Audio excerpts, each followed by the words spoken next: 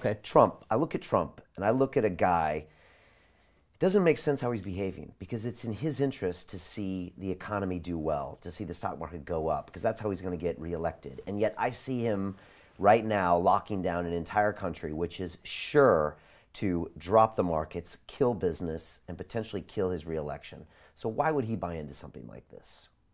Well, we come back to something I've been chatting with you about all these times. He's a front man. There's a permanent government. You see, this cult controls the permanent government. There's a permanent government in every country, and globally there's a permanent government. That's what I mean. You've got the politicians, whether it's a president from the Democratic Party or the Republican Party, whether it's Labour, goodness knows, Labour, when they're going to do it again, if ever, and Conservatives. And you have the rosettes coming and going, coming and going, coming and going. Here today, gone tomorrow. But the permanent government is always there. This is the cult controlling that government via secret societies, through the financial system, through the intelligence agencies, through the upper echelons of the military, through government administration, and what has become known now as the deep state. And that is always there. George Bush comes, Republican. Obama comes, Democrat. Trump comes, Republican. Come, gone, come, gone. Permanent government, always there. Same in this country, same everywhere.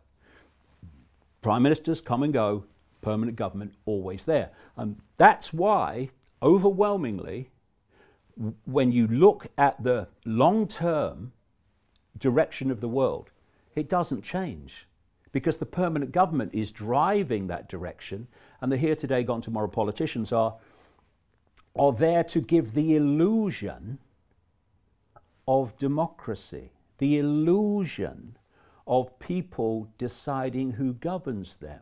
See, we have a European Parliament for one reason and one reason only: to say that the European Union is democratic. It's a tyranny, a bureaucratic tyranny. And what is a bureaucratic tyranny? It's a technocracy. The European Union, controlled by bureaucrats, is how the world is meant to be under this technocracy, Hunger Games society. And so someone like Trump will only have so much maneuver. And he will come under tremendous pressure anyway from people around him that, you know, the consequences of you not doing this, oh my goodness me, how will you be remembered? You see, I look at Boris Johnson, and I see his body language, and I've seen one or two of things he said. I don't think personally that Boris Johnson is totally convinced that all this is necessary. No, he's not. He's absolutely not. But what's happened is the pressure on him from the permanent government is to do it anyway. And they work in ways that he might not even understand that it's working on him. It's not like they kick him in the room and say, you're going to do this now. No, it's pressures and how are you going to be remembered. It's pressure and it's also manipulation. I mean, you know, older people watching this will remember Yes Minister and Yes Prime Minister, which was a comedy series about a prime minister and his civil servants. You know, the sad thing about those programs is that they were absolutely true. They were written by someone who knew, who worked in that whole area.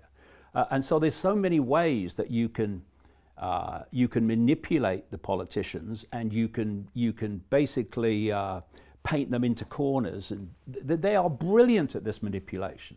So, you know, and like we said earlier, once this thing gets the momentum, it takes on a life of its own. And the fear, it's just the fear. And everyone is scared now because they can't see this thing. They can't understand this thing. We can get our heads around war. Maybe we can get our heads around a nuclear weapon, but you can't get your head around this. So it scares you more, and you can manipulate people's minds with this thing. Of course you can. Better than anything. There's no better way of manipulating perception than to trigger the survival mechanism. There's none greater. And so what you're going to have, coming around to what I was saying, is you're going to have pressure from those who have their survival mechanism triggered for governments to make the vaccine compulsory.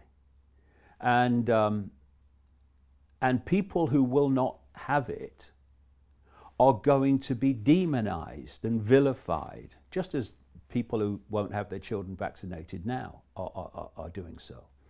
And you know, when they say there's been this outbreak, it's the anti-vaxxers, they never tell us how many people or how many kids or whatever who've got some disease, like measles or whatever. They never tell us how many have been vaccinated and how many haven't. My boys' mates at school were getting diseases they had been vaccinated for. My boys who were not vaccinated were not getting them. Okay. Discuss. All right, to discuss, Right. Let's talk about technology and what they're doing in China and Singapore and South Korea. Because the news has been telling us that the cases are dropping massively in China, that Singapore has it under control. I read a whole article last night about how they're tracking everyone with their technology. They're using their mobile phones to find out who they had contact with, hunting those people down and quarantining them. And now they are saying it's a success. South Korea cases dropped, Chinese cases dropped. But they're also saying the Western civilization would never allow this type of intrusive stuff into their information. Oh my God. What do you see, David? No, just let me just intervene there for a second. Okay. You have just said, virtually word for word, what was in the Rockefeller Foundation document in 2010 detailing a pandemic scenario based on a flu vaccine. They said, I think I mentioned it kind of in passing earlier, they said China imposed draconian measures and was then praised for doing so, but the West lagged behind because of this thing called freedom and democracy.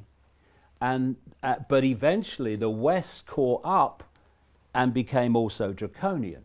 So it's deja vu from the Rockefeller document and from the Event 201 of the Gates Foundation and the World Economic Forum 1%. It's a scenario. It's a script, And Brian. So, yes, I understand what you're saying. So people that don't know, what is this technology in China? Explain how it works and how they track people and how it's become surprisingly even more draconian than it was, because I don't think a lot of people know this. Well, I've been saying for decades, if you want to know what is planned for the West tomorrow, look at China today. It's no accident that China is right at the center of this whole outbreak, which has gone on to create all this. This is how it works in China. They have millions of face recognition cameras in their cities, gathering in number all the time. And so as you're walking down the street, you are able to be tracked and identified literally in minutes. There have been documentaries that have put someone on the street, and the technology has been challenged to track them and find them. It's taken minutes, gotcha. And so what they're doing, and remember, this is what's planned for the West, and this is why the crazies and the psychopaths in Silicon Valley are so close to China, if the truth be told. You are so tracked in detail in China that they know everything you do all the time, and AI is logging your behavior. And they have something called the social credit system. And when you act in ways that are acceptable to the state, you get credits, social credits. When you act in ways that the state doesn't want you to behave, you get credits taken away. And when you fall below a certain level, consequences kick in. How many people know that millions of Chinese people have been banned from flying? Millions of Chinese people have been banned from going on trains because their social credit score has fallen below the acceptable level. And this is what is possible once you have AI able to track you in detail, minute by minute, in real time, which is what they have in China. What is China? It's a technocracy. That's what it is. And if you look at China today, that's supposed to be the world tomorrow. Because this economic, viral, whatever you want to call it, war, for want of a term, China's meant to win it. And I don't mean the Chinese regime, and I certainly don't mean the Chinese people. I mean the Chinese model.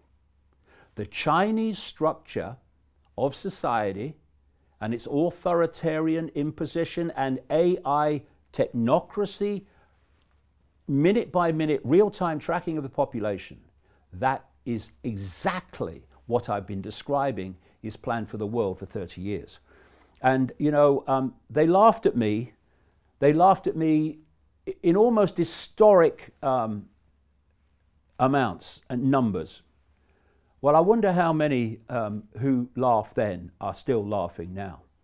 Because, you know, people can say that Icke's mad, that's that, yeah. But what they can't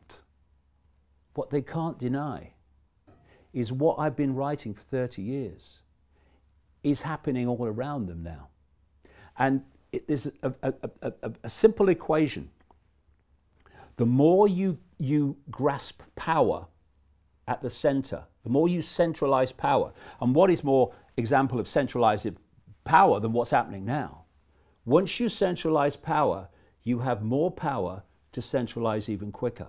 And so the speed of centralization of power gets faster and faster, which is exactly what's happened year on year on year on year on, decade after decade. And the idea is that we have a world government, a world army, this military police state imposing the will of the world government, a world currency, a world central bank dictating all finance, and a human population connected to AI, so AI becomes the human mind. And this world government is not meant to be elected.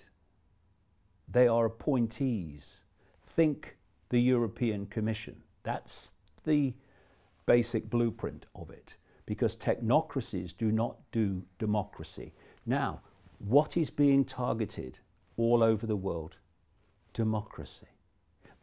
These cult organizations have been, just by coincidence, nothing to worry about, have been doing massive polls around the world involving tens of thousands of people, asking them if you still believe democracy is the best way to run a society.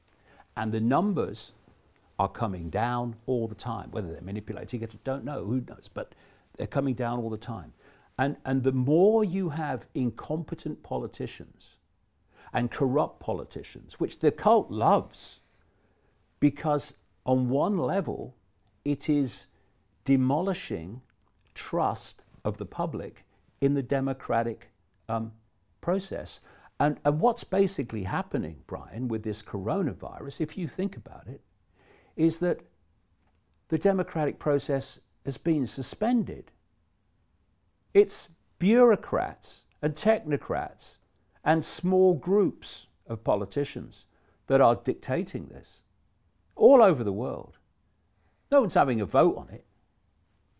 No one's having a referendum on it. No. And so in China, they've said the technology is what kept people from dying. Look at this great model. Same in South Korea, same in Singapore. And I mean, the cases are tiny, like tiny. It doesn't even make sense to me how China could be the epicenter, and now they only have 23 new cases. Yeah. And most of those are foreign. Like, those numbers don't make sense to me. Oh, well, maybe they're not true. And then let me say one more thing. I imagine this, David. Today, Trump comes out and says, to save American lives, I've decided in your safety to use all of your mobile phones to track the people that have gotten... Israel's just done it. Have they? Israel's just changed the law so they can legally track their population through their mobile phones. I think I saw that. Now, what if Trump came out and said this to Americans and said, in your safety, to save our population, I have to do a federal order and track everyone's data from now on and where you're going in order to make sure you don't kill the old people and all of that stuff. Most people, David, in the current state of fear would say, thank you, sir. Save me, save me. And like you said, for the people that refuse to do it, they would vilify them because you're the one that's going to kill my grandma and do all that stuff. I'm already and that's scary. I'm already seeing articles by academics, not least in America, saying if people aren't vaccinated, they should never be allowed to fly.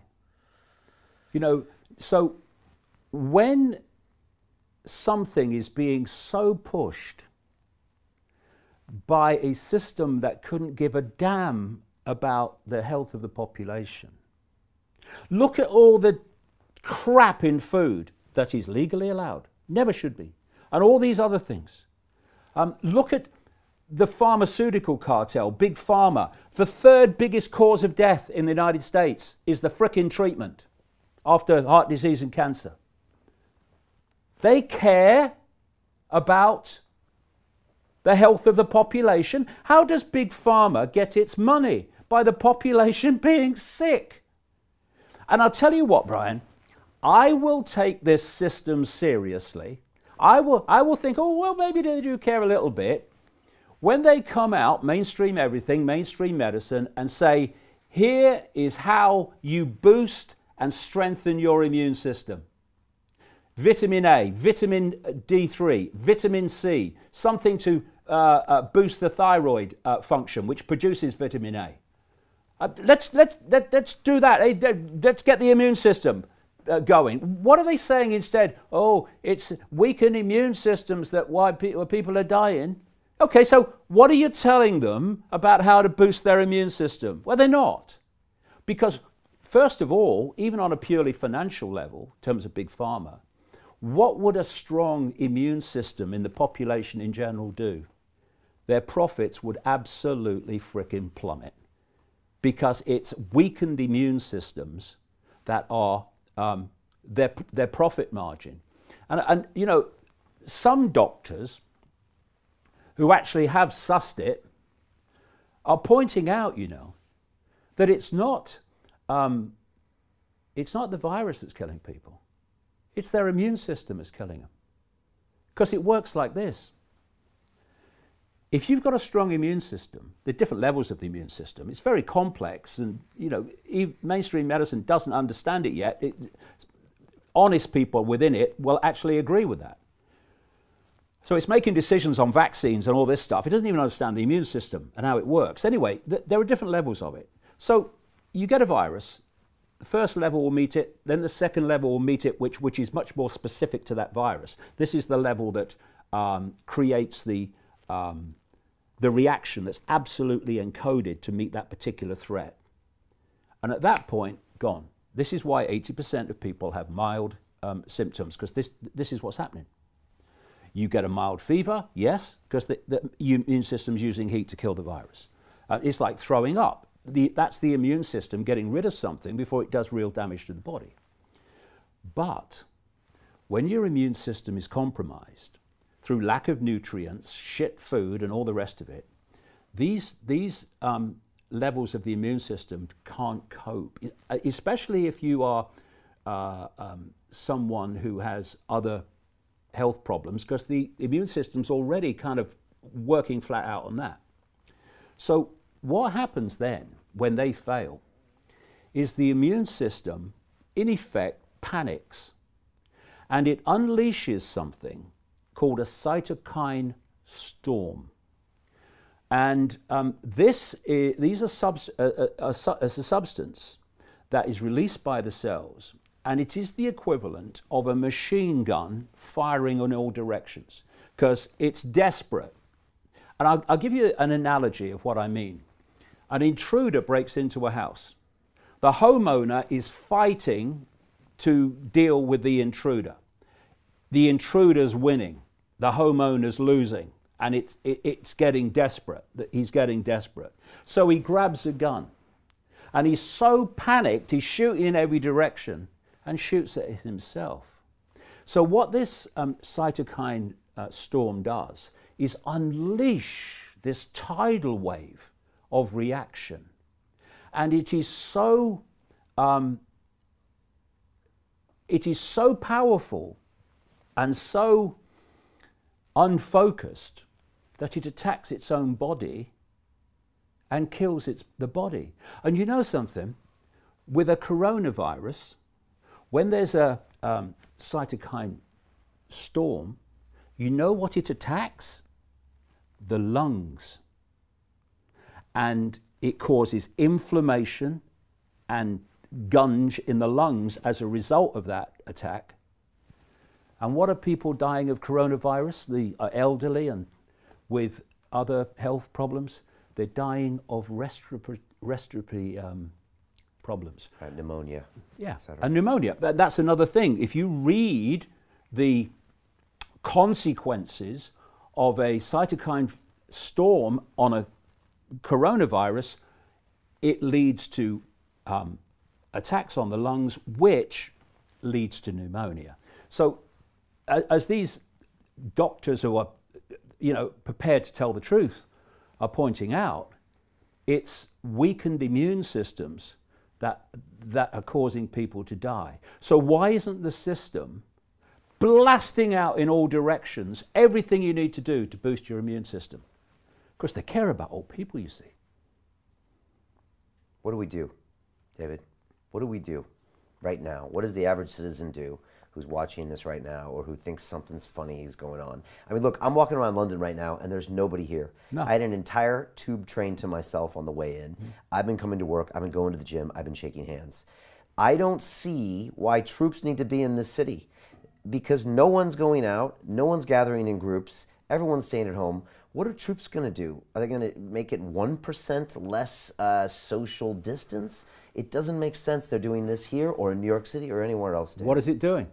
Setting a precedent. It's setting a precedent. Getting me used to having military around and getting me more scared and trusting the process more. Psychological. It doesn't make sense. And I agree that I don't know everything, but there's been some things here, David, and I put out some videos about them, and I'm not the dumbest guy in the room. I'm not the smartest guy in the room, but some things don't make sense to me. No, and the reason they don't make sense is it's all a scam to create an outcome. I came over here from Waterloo Station today in a cab, and that guy was telling me he had sat in the line today for 4 hours before I turned up, outside a major British London railway station. And how are people going to survive? How are they going to do it? And when you are in desperate straits, then you will accept things changing if you are persuaded to believe that they will improve your desperate straits, i.e. we need a whole new economic system. Tell you something else. As AI takes over more and more jobs, on top of all this lost employment that's happening now around the world, the question is raised, so how are people going to live? And what's being suggested is a guaranteed income, which, I mean, I've believed since I was a kid that in any civilized society, there should be a level below which people should not fall. There should be a level. I think it's higher than it, and I absolutely think it's higher than it is. So I on that basis would say, well, yeah, a guaranteed income, not a guaranteed outcome, because that's just a race to the bottom and everything will fall apart without incentive. Not a guaranteed outcome, but a guaranteed income, so you can't fall below a certain level. But that's not what this is about. It's about taking away all the job opportunities through AI and things that are happening now, saying, oh, well, we're now going to give you a guaranteed income. Oh, well, yeah, it's going to be very small, and it's going to be so small that you will be permanently in the bottom levels of the Hunger Games society. Oh, and by the way, and this is the key. Oh, by the way, thinking of the social credit system in China, you only get the income if you live your life as we say you should live your life. That's the key. So what you're now getting, and again, you know, every box is ticked. You're now saying, well, we're going to give some money out to people because of these desperate straits they're in. And you're starting to set the precedent. Again, it's all psychological, step by step, totalitarian tiptoe. You're starting this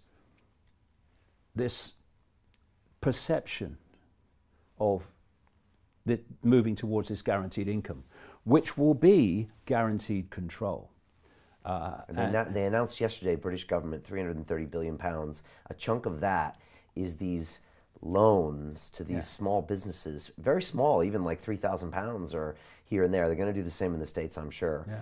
Again, and it seemed weird to me. I get the government loaning me this money or giving me this money.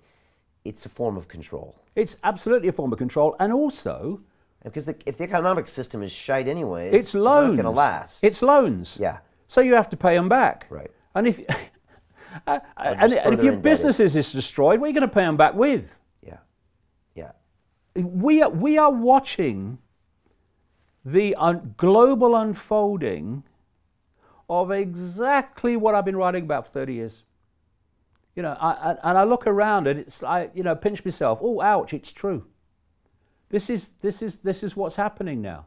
And some of it might be rolled back, like I said earlier, but it won't be rolled back to anything like where it started out before this came along. 30 days ago, you put out some videos. Did you think it was going to be like this a month ago? Because you were talking with I think Jamie or Gareth. Gareth, yeah. And you were saying, look, I don't know if this is going to be a big pandemic or it might just go away. You said, I hope it goes away. And you're like, we're going to see what's going to happen. And you even said, this is February 28th, you said, we're going to do another one in a month from now and talk about what happens. Yeah. And that was 20 days ago, not that long ago. And now look what's happened. We're talking about locking down cities with military. Yeah. And, you know, I've seen in parts of the alternative media people talking about the fact that this is a genocidal pandemic to wipe out vast numbers of humanity. Well, that will only happen if there is a dramatic mutation of this virus, because at the moment that is not what it's doing. What it's doing is creating the circumstances of fear to justify the solution, which is exactly the solution I've been describing for 30 years. And if people think that is a coincidence, then they need a life membership of Naivety Anonymous, really, because it's now in your face. And we need to face it. And more than anything, Brian, people need to stay frickin' calm. Because unless you're whacking your brakes on when someone walks in front of your car, panic is of no benefit. It never is. It's always a downside. We need to stay calm and not allow this survival mechanism to be triggered so comprehensively that it absolutely dominates all daily perception.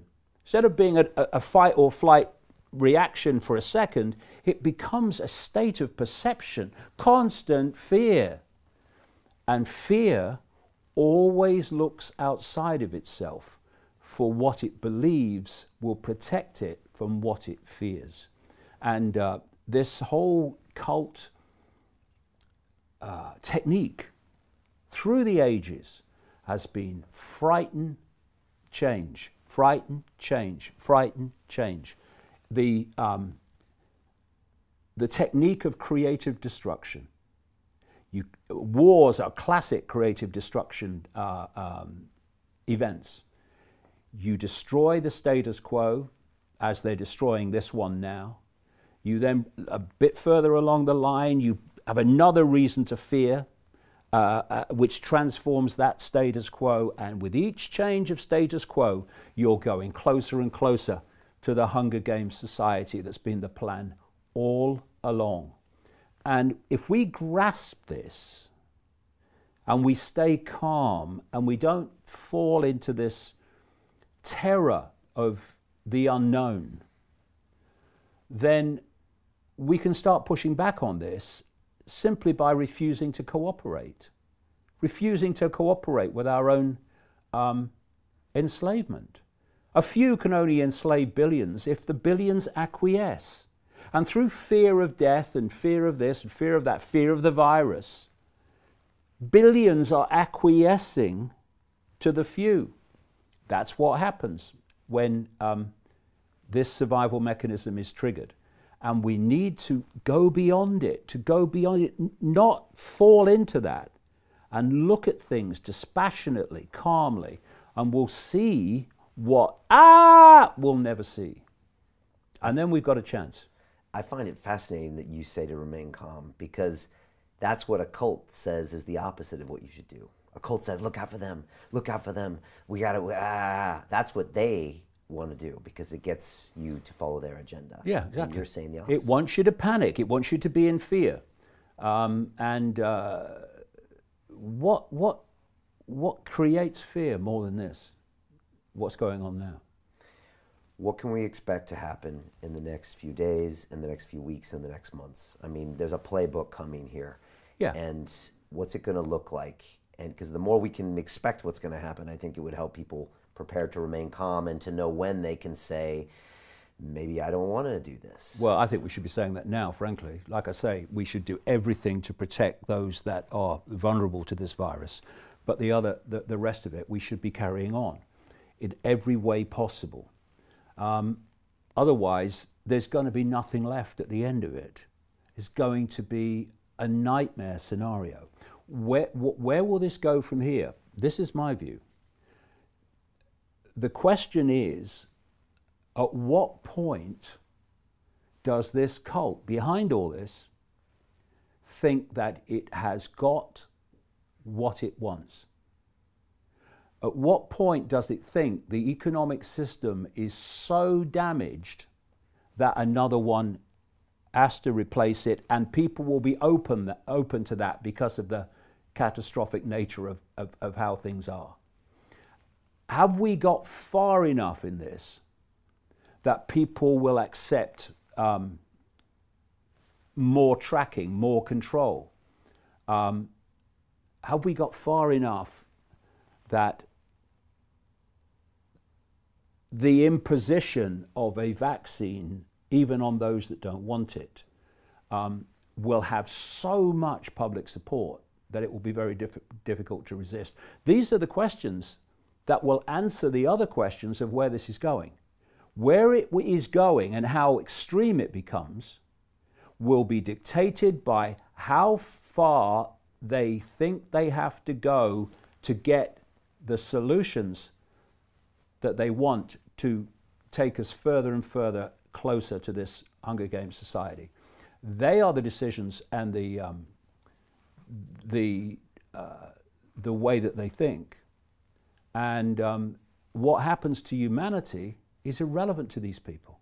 I'll tell you, having tracked these people for 30 years, they make a run-of-the-mill psychopath look like Mary bloody Poppins. We're not dealing with people that have even a smear of empathy. So the idea, oh, we're going to protect old people, oh, please. So this is what the decisions they'll make. Have we reached a situation now? Have we made it so extreme that we can now get what we want? And when they think that we've reached that point, then things will change. The subcommunication I'm seeing from all of the officials is this is going on for a long time. They're saying 15 days in America, which is going to be extended. They're talking months and months and months. They're mentioning things like July and August of when this might stop, which is a long time from now. What are you describing? The totalitarian tiptoe. Oh, it'll be, we're stopping everything till April the 3rd. Oh, blimey, April the 3rd? Bloody hell, how am I going to earn a living? Oh, no, it's now May. What? My living's over. Oh, no, now it's June. This is the totalitarian tiptoe. And like I say, when they reach the point that they think, well, we've got to a point now where we're going to be able to get everything we want out of this, then you'll see it flatline. I don't think we can understate the economic implications of what's going on right now. And I think a lot of people say, especially if they don't have a ton of money, they said, oh, that's just the rich, that's just money. Money's not important as your health. But if you take everyone's capital away, it strains the health and it strains the whole system to where there's a lot more damage that can happen than 10,000, 100,000, and 200,000 people dying. It can be much, much worse and have massive generational implications. Yeah. And what they're doing now, I've never seen anything like this. And the New York Times read some numbers about after 9/11, the dips in GDP, the dips in spending, it was minuscule. And yet now you've got everything shut down. I mean, we've never seen anything like this, even like a wartime scenario of the economy just completely going into a vacuum. And everyone's going to feel it. And it's going to cause for irrationality everywhere. And the deaths, like you say, is going to be a blip of the problems we're having. And then what comes from that? Yeah. The law of the jungle. That's what happens when people get desperate. And all these things, I've been in my books for years. Is some of that happening to convince everybody of this new economic system you're talking about? Yeah, and also, of course, if you start getting violent reactions and, crime because of desperate people who don't know how they're going to survive, what does that do? It justifies more and more police state to, protect the people. See, this is why, Brian, I've emphasized this a number of times today. Please, they do not give a shit about you. So, when they tell you they do, there's a reason for it, and it's not for your benefit. Because if they give a shit about you, you would not be in the situation you're in. The world would not be as it is. You wouldn't have something like 6 people have as much wealth as the poorest half of the population if they gave a shit about you. So when they tell you they do, they're lying, and they're lying for a reason, to get something as a result of you believing that they actually are trying to protect you. They're not trying to protect old people. They couldn't give a damn. They don't want old people. It's in their documents over the years. They don't want old people. Because old people, oh no, they can't serve the system anymore. So what did Kissinger call them? Useless eaters. That's what he called them. And that's how they perceive them. And now we're supposed to believe that this is all to protect them. Oh, please, do me a favor. We need to wake up to the fact that something beyond frickin' evil is running this world. I've been trying to get this out for all these years, and I do understand why. Because people do not have, in their lives in general, experience of undiluted evil that has no empathy and no compassion and no emotional consequence for anything it does. When you don't have that in your life, and most people don't, it's very difficult to grasp the scale of evil that's running this world. And the idea that they are trying to protect us by taking our freedom away is such a joke, it's unbelievable. If people don't like that, well, they can do the other thing. I don't mind. I had a flashback when I was coming into work this morning, and I just thought, what was it like in Germany in, say, 39, where all of a sudden all these rights are being taken away? And I was like, it must have been weird in this state. And I always used to wonder, why didn't everybody leave? But you've got your family there and your businesses and your properties there, so you put up with a little more, and you put up a little more, and then they vilify this group over here. And I don't know, and I don't think about this stuff that often. I'm not a history buff, but it just snapped in my mind, and I was just like, what's going on here? David, a lot of people will listen to us today and go away really depressed and really down and not see any type of future. I know you don't like leaving people that way. So what is something people can go away with a positive note? What's something they can focus on? Are we going to get through this? Well, I've just finished a book, which is going to come out next few months, which is all about what we can do. And you know, there's many elements to it, although there's an absolute core to it. And one of the key things we need to do, I would say, is to change our self-identity. If you identify as your name, your life story, your race, your religion, your background, whatever, you are identifying with a set of labels that are transitory and are incredibly brief. And those set of labels are not you. They are what you are experiencing. I am not David Icke. I am a point of attention, which can be myopic or vast, within an infinite stream of consciousness. And you are a point of attention in that same consciousness that observes reality from a different point of view. We are all points of attention in that same one consciousness, which is why racism is so ludicrous. And if you self-identify with your labels as the I, the total I, then you see the world in a certain way, and it can be very frightening. But when you self-identify as I am eternal, infinite awareness having this experience, and when I leave the body, which is just a way that the body focuses our attention within a tiny band of frequency, and when we leave the body, our attention expands as far as we want it to, because that attention is no longer being focused through the body, through the five senses. And we go on experiencing and exploring forever, forever. This is a brief experience for a point of eternal consciousness that we give a name to. And when you observe the world from that perspective, which is where I've been coming from for a long time now, it's not so frightening.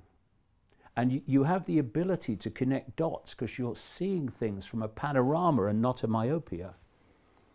And from myopia can seem very, very fearful, but from the panorama, it's just another experience.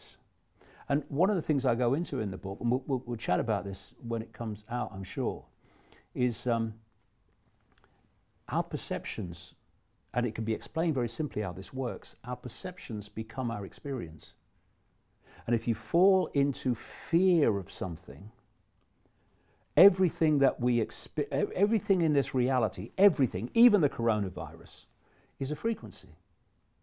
Every thought is a frequency. Fear is a frequency. It's a different frequency to love. It's a different frequency to joy. And we live in this sea of frequency, of possibility and probability. And it's like being a computer that is living in a Wi-Fi sea. And within that Wi-Fi sea is everything on the internet. And so potentially you can put anything on the internet on your screen, your experience. But our perceptions are also frequencies.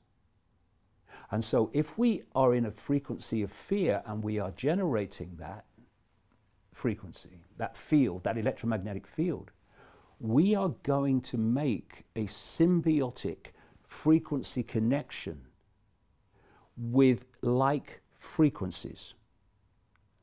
And what we do is we draw to us as an experience what we fear. And all the time, you know, people say, you know, this is always happening to me. Hey, Ethel, it's happened again. Why?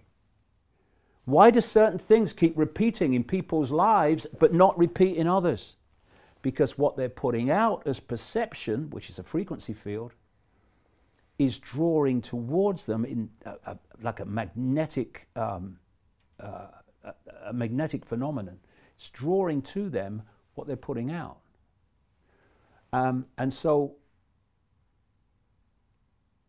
if you if you fall into fearing something, the likelihood of that becoming your experience is massively increased. I've experimented with this through my life, and you know, I had very serious rheumatoid arthritis. I mean, I remember on one occasion I was trying to walk through Terminal 5 at Heathrow Airport, and literally I was shuffling my feet. I had no shoes on. I was shuffling my feet along towards the plane because I couldn't even lift my legs. I don't have that now. I have no pain. It doesn't affect my life in any way. And the difference is, I changed my perception.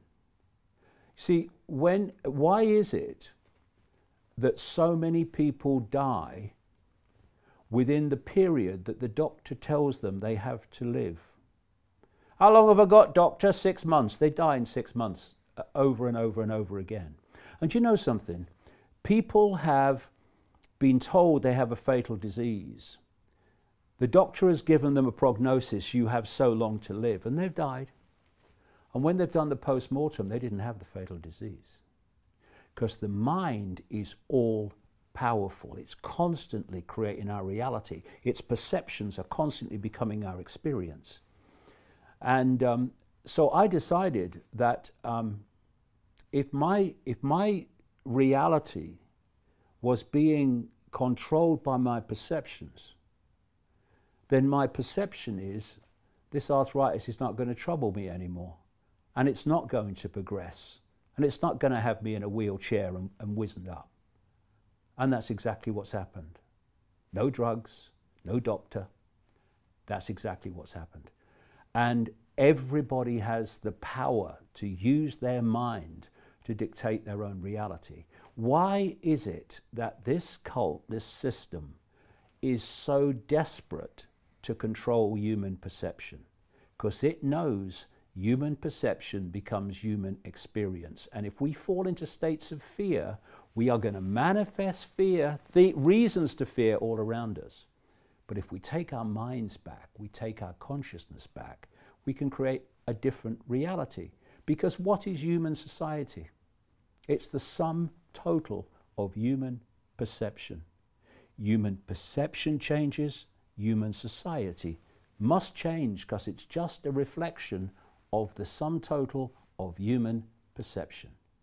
We love each other, we live in a loving world. We hate each other, we live in a world of hate. We fear, we live in a world of fear. We are in control. They've just persuaded us we're not. I'm so excited for this new book, David. And the message you just said, I've heard from some of the greatest minds that have ever sat in that chair, especially ones that have been around for a little while. They come to the same conclusion as you have, that we are what we believe, and the energy we put out there is what we get back. Exactly. This book is all about that in a very accessible way, because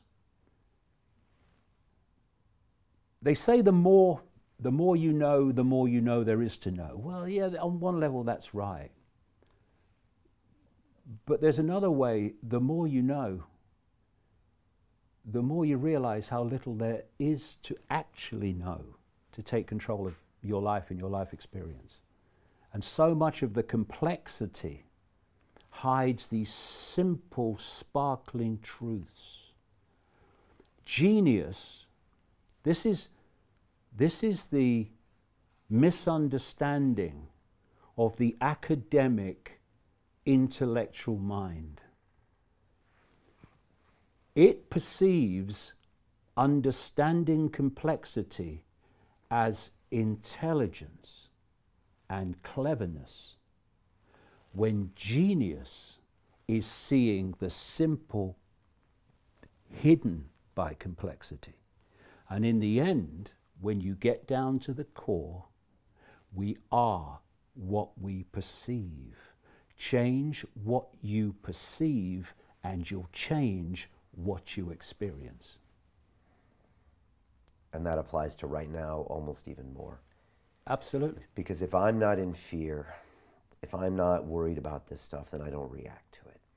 I had a friend of mine who said, Brian, I don't see you running to the store and buying these things, worried about Nor this. me. I was like, well, I'll just fast or I'll just do this. And actually, I've come to a point where I'm probably more ready to die than I've ever been in my life, because I feel like I've done a lot of things I need to do. And I don't want to die, but I'm to a point where I'm not always reacting in fear. And I'm trying to think of things from different planes of thought. Yeah. And that makes me feel very in power, in control, and calm. But you see, when you move your self-identity to I am an infinite point of attention within an infinite state of consciousness, what does that immediately do? It deletes the fear of death. What is death?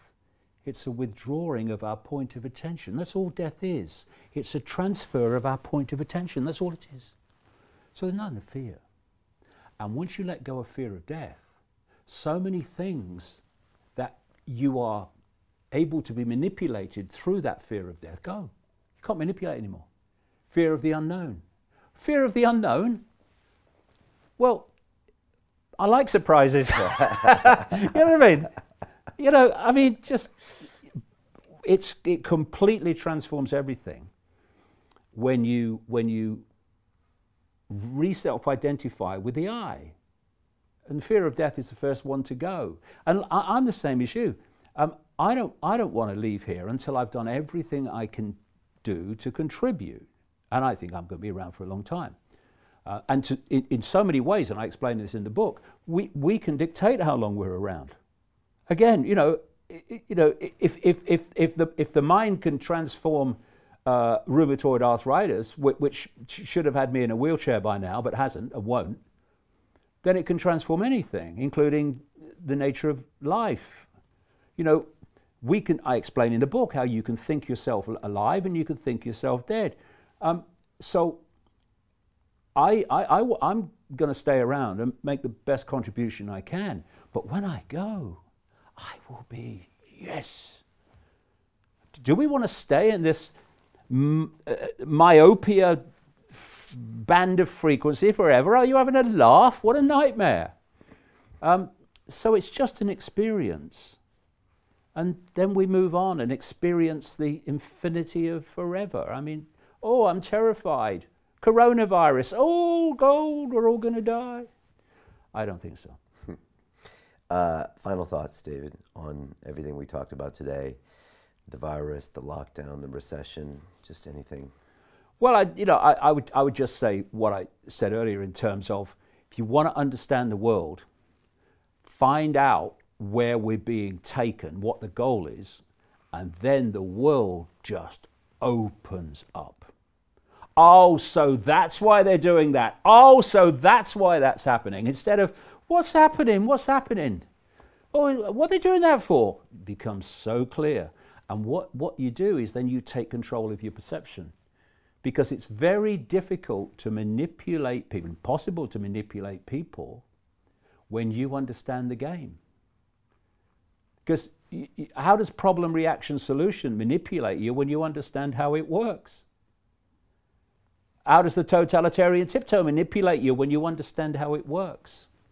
Know the game, and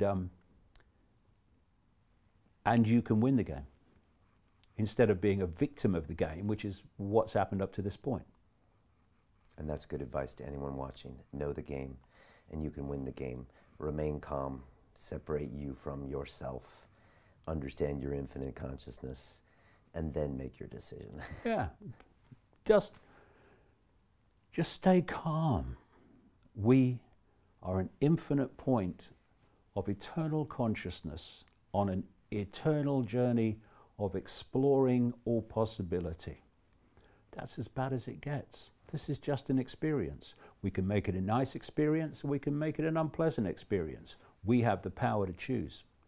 And it's about time we realize that, because when enough people do, this cult is history. And what a great time for us to realize this. This could be a great catalyst for realization. Oh, too. I think it is, Brian. I mean, you know, we need to appreciate the difference between those that control the microphones and so many people, not all by any means, but so many people and gathering in number who don't get to the microphones.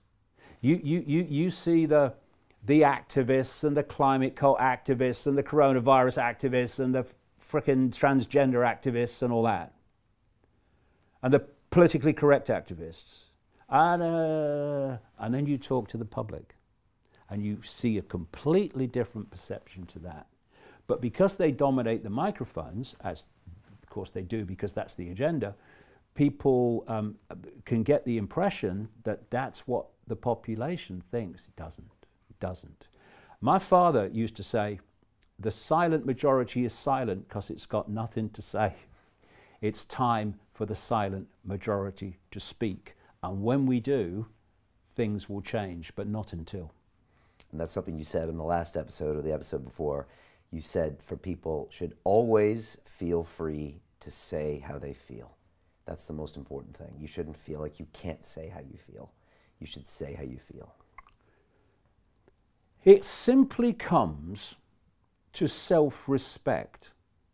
I ask people, what are you doing allowing someone else to tell you what to think, to tell you what you can say, to tell you what you can believe? What are you doing? Where's your self-respect? And we live in a world of psychological fascism where people are constantly seeking to impose their beliefs on other people. We see it with religion all the time. We see it with the woke mentality all the time. I believe this, so you must believe that. And if people acquiesce to that, then tyranny rules. And if we don't, if we say, you can call me what you like, and people do, I don't care. Call me this, call me that, call me the other. Oh, thanks for sharing that with me. Have a nice day. But you say it anyway. And if enough people say it and refuse to bow to this psychological tyranny, imposing on our lives what we can be, what we can say, what we can think, the number of people being imposed upon is vast compared with the number of people doing the imposing. I think I see a way out of this. You know, stiffen the backbone, grow a pair, say what you believe, have self-respect in your own uniqueness, and don't let anyone take it away. And if we live in a world of multiple uniqueness, where everyone is celebrating their own uniqueness, their own unique, all part of the same consciousness, yes, but their own unique point of attention, then that true diversity means tyranny can't reign. What does every tyranny want to do? Centralize everything, including perception. The more we celebrate our uniqueness, the more we are withdrawing from the ability of the few at the center to dictate to everybody. You will think this. I won't. You will say that. You won't say that. I will. What they gonna do? Why do people acquiesce and self-censor? Fear. Right. Get rid of fear, the world changes. Because the world is controlled by fear. Delete fear, delete control. David, it's always a pleasure having you on. Real pleasure. I'm going to shake your hand. Yeah, I'll shake your hand. Don't you give me anything nasty now. I won't. And let me just say, you know, clearly I don't agree with you on everything. But that's okay, because I feel like I can speak my mind in front of you, and I really appreciate but that. I would be disappointed if you did, because Right. you would not be unique. Exactly. And I'm so glad I had you on. About 3 years ago, when I was going to have you on, I thought of all the reasons I shouldn't have you on. And every time you come I bet that took some time. it did. Who is this crazy guy? And people said, don't have David Icke on your show. And you were here, and that first episode, you blew me away with how most of the things you said made total sense to me. And I had you on again, and this is the 4th time. And I'll be honest, David, a lot of people told me not to have you on today. And I had to go back, and I thought every time I have David on, he always shows me that he's got some amazing knowledge and amazing perspective about what's going on here. And I'm so glad I had you on to talk about this stuff. Why wouldn't people want me on? Exactly. I have no problem with you interviewing anyone you choose with any opinion that they have. So where does tyranny come from? Me or those that say, don't have him on? They might find a mirror, they might look at it, and they might learn something. We're going to end it on that statement. David, thank you so much. I appreciate you. And in some ways, David, I love you as well. So keep doing what you do. I really appreciate it. For everybody else out there, please listen to this message, meditate on it, change your behavior, change your thoughts, and everything else will change. And we're going to make it through this, right? Pleasure. Thank you, David. Pleasure, Brian, as always. Thank you. Cheers, man. All right.